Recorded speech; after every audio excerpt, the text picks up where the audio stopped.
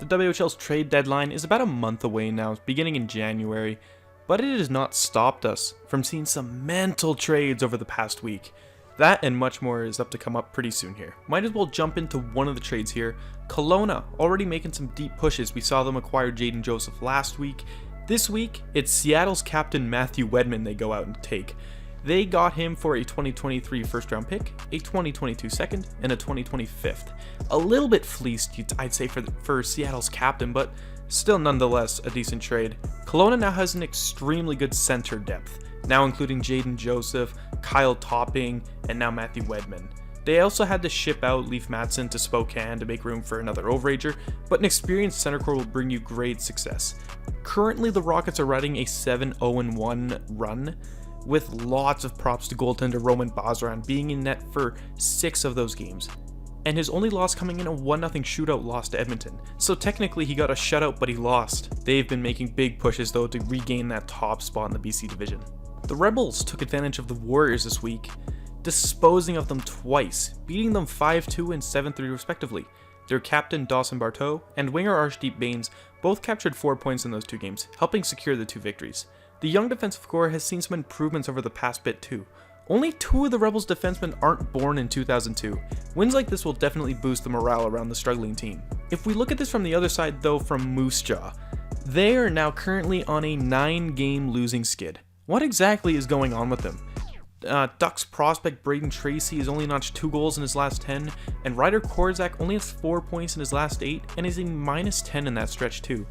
Honestly, this team is just struggling to gel with the constant roster moves being made by management. They've had to say bye to Jaden Joseph, Carson Denemy, and many others earlier on in the season.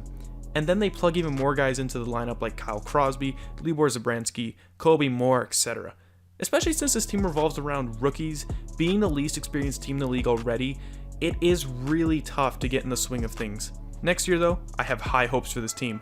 It's going to be all of a sudden the most least experienced team. In about 1-2 years, they're going to be the most experienced team. It's going to be fun to see what Moose Jaw has up and coming in the next few years. Talking about more trades here, Vancouver has begun shipping out a lot of their assets.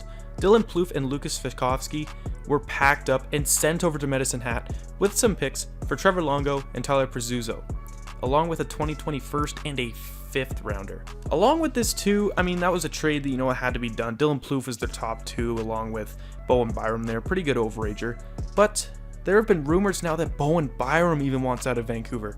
I can't 100% confirm it, but the 4th overall Avs product is wanting out. He's had a really tough draft plus 1 year so far with the Giants, and honestly shipping him off somewhere might make some sense. Shipping him off to a contender for a couple of first round picks could really get him going and producing the way he should. Possible teams I can see him falling to are the Rockets. They're in desperate need of a top 2 D-man, and especially since they got that bye to the Memorial Cup already this season, it'd be awesome to see Byram get that extra time there. Another team I can see Byram going to would obviously be the Raiders, but I don't know how the Raiders would have to make up and be able to acquire him. The Winnipeg Ice have been stepping it up lately, going 3-0 this week. I was really impressed with their comeback win over the Blazers, channeling 5 goals past Dylan Garand in the 3rd period and in overtime, after being down 3-0 going into the 2nd period. In that game, a lot of props has to go to Michael Tepley. While we're on the top of going 3-0, the Chiefs did the same thing, taking over some Western rivals. Big points for a team that needs to compete for the last division playoff spot, because Portland and Everett obviously have those 2 they've got them locked up. But they got to fight with Tri-City to get that last one. The Silvertips were out for blood this week, going undefeated, even against some tough opponents. Recently, they got back overager defenseman Jake Christensen, who has not wasted any time proving his worth. He has had 5 goals and 3 assists for 8 points in his 3 games already. He's just been a great addition. I don't expect him to stop anytime soon. Coming back from the AHL already as an overager is pretty good. He's going to come out, and the WHL is going to be the easiest thing for him. They shut out the Red Hot Tigers, ending their 6-game win streak. Earlier that week too, they also shut down the Hurricanes. Just great teamwork all around from the lineup. From Dustin Wolf to Bryce Kindaub, the team has been flawless. The Portland Winterhawks and the Prince George Cougars clashed with 4 games this week, 2 in Prince George, 2 in Portland, but Portland swept them 4-0, didn't matter.